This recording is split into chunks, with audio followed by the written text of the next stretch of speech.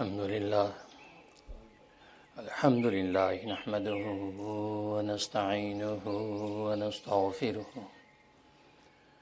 ونؤمن به ونتوكل عليه ونعوذ بالله من شرور أنفسنا ومن سيئات أعمالنا من يهده الله فلا مضل له ومن يضلله فلا هادي له ونشهد أن لا إله إلا الله وحده لا شريك له ولا نظير له ولا مثل له ولا مثال له ونشهد أن سيدنا وسندنا وشفيعنا وشفيع أمرنا وحبيبنا وحبيب ربنا ومولانا محمدا عبده ورسوله أرسله الله إلى كافة للناس بشيرا ونذيرا وداعيا إلى الله بإذنه وسراجا منيرا أما بعد فأعوذ بالله من الشيطان الرجيم بسم الله الرحمن الرحيم سبحان الذي أسرى بعبده ليلا من المسجد الحرام إلى المسجد الأقصى الذي باركنا حوله لنريه من آياتنا إنه هو السميع البصير صدق اللہ۔ بزرگان محترم، برادران عزیز اور میری اسلامی بہنیں، اللہ تبارک و تعالیٰ کا احسان ہے کہ رجب کا مہینہ رواں دواں ہے اور تقریباً نصف رجب ہو چکی ہے، اور یہ وہ مبارک مہینہ ہے کہ جب یہ مہینہ شروع ہوتا تھا تو سرکار دو عالم صلی اللہ علیہ وسلم یہ دعا فرمایا کرتے تھے، اللہم بارک لنا فی رجب، اے اللہ ہمارے رجب کے مہینے میں برکت نازل فرما دیجئے، و شعبان، اور ہمارے شعبان کے مہینے میں برکت نازل فرما دیجئے، و بلغنا رمضان، اور ہمیں رمضان تک پہنچا دیجئے۔ گویا کہ سرکار دو عالم صلی اللہ علیہ وسلم اس مہینے کے آغاز سے یہ دعا فرمایا کرتے تھے کہ اللہ ہمیں رجب کے مہینے میں برکت عطا کیجئے، شعبان کے مہینے میں برکت عطا کیجئے، اور ہمیں رمضان تک پہنچا دیجئے۔ گویا کہ اس دعا کے اندر سرکار دو عالم صلی اللہ علیہ وسلم رجب میں برکت مانگتے ہیں، شعبان میں برکت مانگتے ہیں، رمضان میں برکت نہیں مانگتے بلکہ رمضان تک پہنچ جانا مانگتے ہیں۔ مطلب یہ ہے کہ رمضان تو خود سراپا برکت ہی برکت ہے، اس تک پہنچ جانا ہی سب سے بڑی منزل اور کامیابی ہے کہ رمضان کی ساعتیں جس کو مل گئیں، جس نے ہلال رمضان دیکھ لیا تو بس وہ برکتوں کے سمندر میں غوطے خود ہی کھانے لگتا ہے، کیونکہ اللہ تبارک و تعالی کھلی کچہری لگا کر شب و روز بخشش کے فیصلے شروع کر دیتے ہیں۔ لیکن رجب کے مہینے میں برکت مانگی کہ اللہ میں رجب کے مہینے میں برکت عطا کیجیے، شعبان کے مہینے میں برکت مانگی ہمیں شعبان کے مہینے میں برکت عطا کیجیے۔ ظاہر ہے کہ برکت سے مقصود یہ ہوتا ہے کہ برکت کی جب دعا آپ کے لیے قبول ہو گئی، اب اس کا ثمرہ اور نتیجہ، اب اس کا انعام آپ کو ملنا ہے۔ تو گویا کہ رجب میں بھی برکت مانگی، شعبان میں بھی برکت مانگی، اب اس کا انعام اور ثمرہ اللہ تبارک و تعالی نے رمضان میں بندوں کو عطا کر دینا ہے۔ اس لیے آپ یہ دعا فرماتے ہیں، اللہم بارک لنا فی رجب و شعبان، اے اللہ ہمارے رجب اور شعبان میں برکت نازل کر دیجئے، وبلغنا رمضان، ہمیں رمضان تک پہنچا دیجیے۔ کتنے اولیاء کاملین ایسے گزرے ہیں کہ اگر وہ بیمار ہیں یا ان کو خوف اجل ہے تو اللہ تبارک و تعالی سے وہ یہ گڑ گڑا کے فریاد کرتے رہتے تھے کہ اللہ اگر ہماری اجل کا وقت آ گیا ہے، تقدیر کے فیصلے تو ہم بدل نہیں سکتے ہیں، ہمیں بس ہلال رمضان تک ہماری سانسیں قائم رکھ، جیسے ہلال رمضان ہو جائے، چاند رمضان کا ہو جائے، بھلے ہماری روح قبض ہو جائے، لیکن ہم رمضان کی مبارک ساعتوں میں آپ کی آغوش میں آنا چاہتے ہیں۔ ظاہر کا رمضان کی ساعتیں جب آتی ہیں تو کیا انقلاب آتا ہے، یہ تو اہل دل جانتے ہیں، یہ تو نصوص قطعیہ قرآن و سنت اس کا اظہار کرتے ہیں کہ اس پر کیا انقلاب آ جاتا ہے، یہاں تک کہ ادنا سے ادنا ایک مومن مسلمان بھی اس کا اثر اپنے قلب پر محسوس کرتا ہے، جس کا قلب کثافت سے بھرا ہوا ہے، معصیت و عصیان سے بھرا ہوا ہے، اس کے باوجود ان قلوب پر بھی اس رمضان کی مبارک ساعتوں کا اثر پڑتا ہے کہ وہ ٹوٹے پھوٹے روزے بھی رکھتا نظر آتا ہے، وہ ٹوٹی پھوٹی تراویحیں بھی پڑھتا نظر آتا ہے، وہ ٹوٹا پھوٹا ذکر بھی کرتا نظر آتا ہے، وہ ٹوٹی پھوٹی اللہ کے گھر میں آنا جانا بھی جاری کر دیتا ہے۔ تو معلوم ہے کہ ایسے قلوب جو عصیان کے اندر بالکل گچ ہو چکے ہیں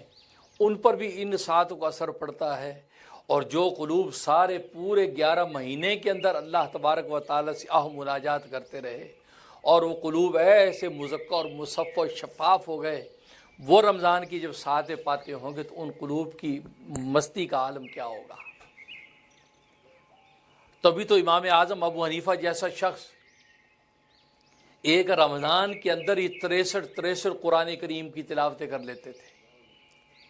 63 قرآن ختم کر لیتے تھے ایک رمضان میں،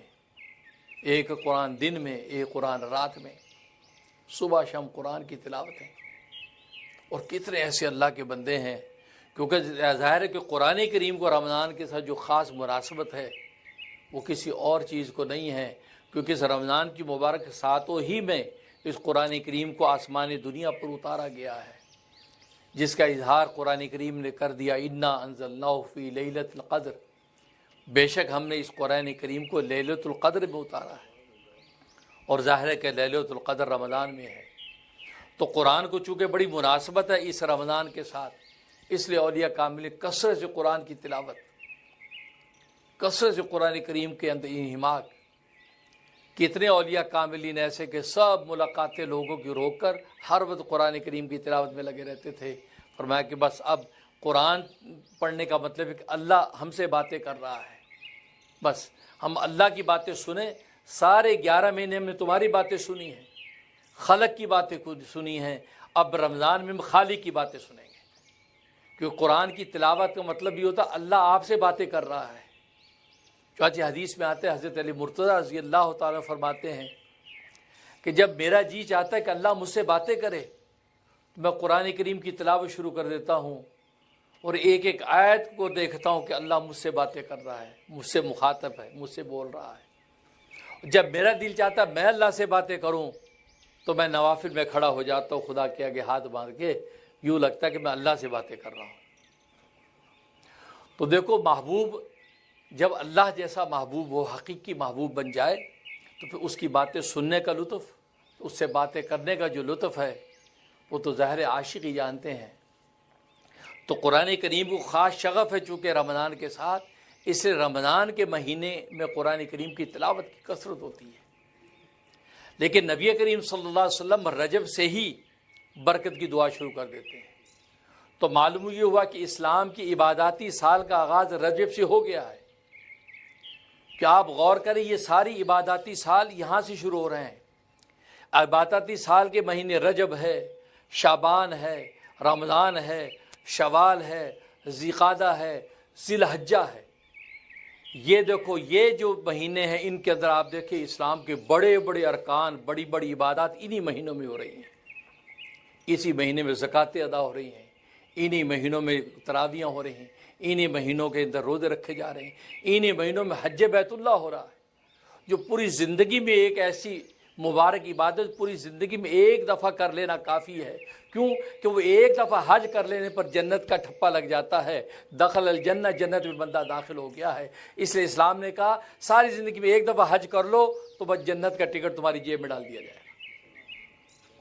رجا کا یوم ولد تم، ایسے تم لوٹو گے حج سے جیسے آج ہی ماں نے جنا ہے، کیونکہ اب جنت تمہارے لیے لکھ دی گئی ہے.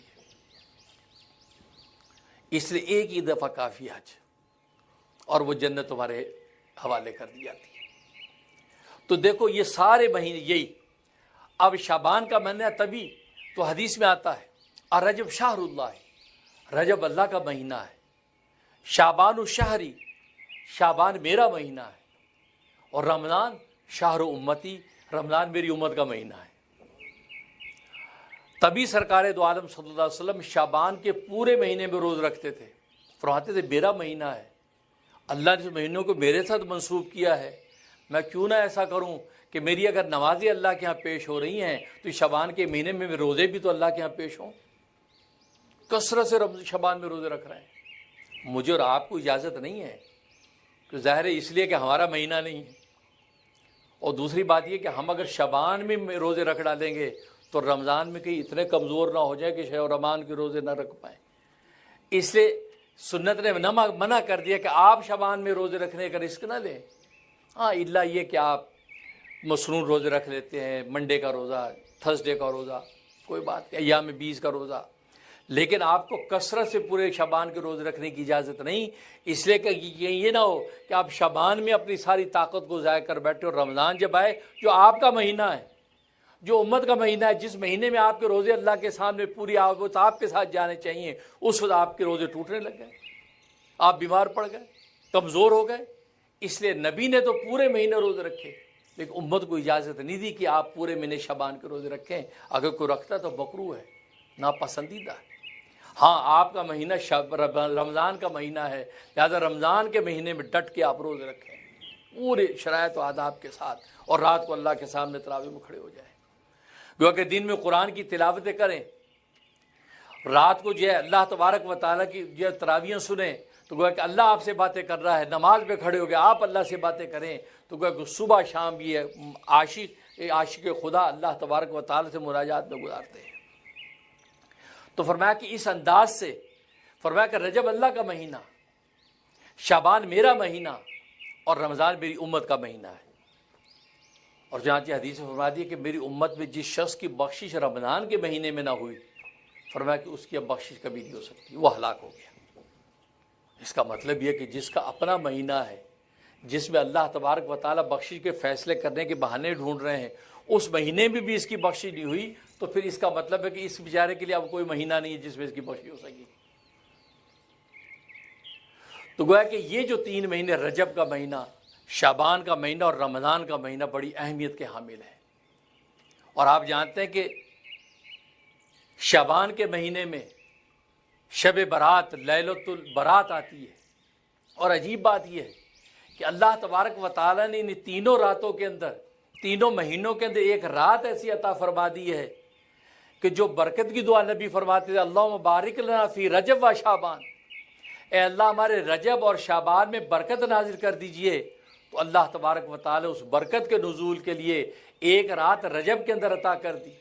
ایک رات شعبان کے اندر عطا کر دی، اور پھر ان برکت کا ثمرہ اور نتیجہ اور انعام اللہ تبارک و تعالیٰ دینے کے لیے رمضان میں بھی ایک رات عطا کر دی. ایسا پورا مربوط نظام بنا دیا. چنانچہ رجب کے مہینے میں